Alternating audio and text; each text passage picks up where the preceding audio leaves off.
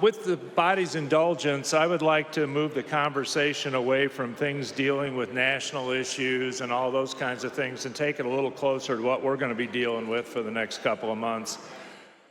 It came to my attention this weekend, one of my staffers called me about a line item that is in this year's budget, the governor's proposed budget.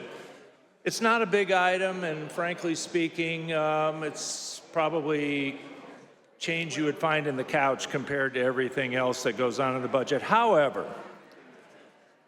in his budget, he allocated $78 million to increase the state's contribution to the pension plan by $78 million to address the issue of the Social Security wage base here in Illinois and our possible, the fact that we're possibly going to be out of compliance with that, which is going to cost a bloody fortune. My staffer started looking around, where did that number come from? And he called me and he said, you know where that number came from? The number came from a report that was issued by Siegel for COGFA back in November on House Bill 5909, which was a pension bill that we considered last year until we realized that we couldn't afford it. And he went leafing through and found that $78 million what was allocated or suggested in the Siegel report as the cost of compliance with the Social Security wage base in this current upcoming budget year, $78 million.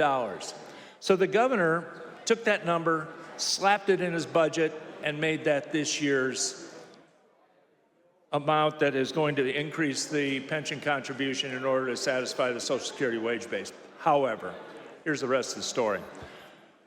The rest of the story is the fact that the Siegel report only covers 3 pension plans. It covers teachers, state employees, and state university retirement system. It doesn't cover judges.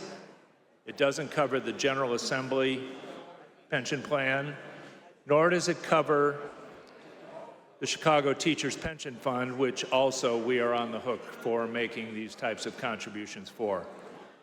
Also, there are 12 other pension plans throughout Illinois which are affected by this very same issue. So somewhere along the line, the governor thinks that $78 million that he plucked out of a report without reading what the report actually was about is the amount that's going to fix the Social Security wage-based problem.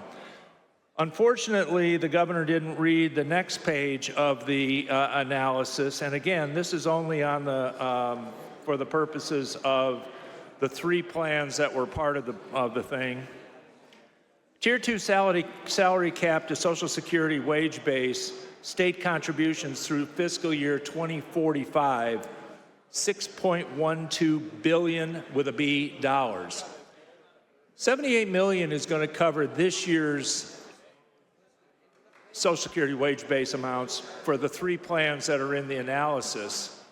We're probably going to have to double that when we look at the other plans that we're on the hook for, and not to mention the fact that somebody's got to pay for the Social Security wage base adjustment out of those other 12 plans, and who's going to be responsible for that money? The taxpayers of Illinois. I say this in order to make a point. There are 2 working groups that have been established. There's been a working group that's been established by the Speaker on pensions. There is not one Republican in that working group, not one. So the other side of the aisle is going to take faulty information, figure out that what we're going to do about this, and then lay it on us, and we're going to ultimately find out that we can't afford that either. I think in the interest of let's fix this problem, which is the biggest problem that confronts the state of Illinois, because that money doesn't go to the kinds of things that everybody wants to do for the rest of the taxpayers of this state.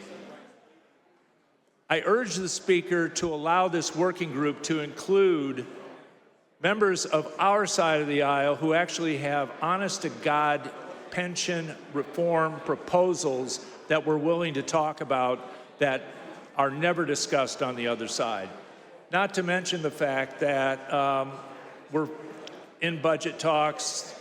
There's a budget working group, the appropriations committees and stuff like that.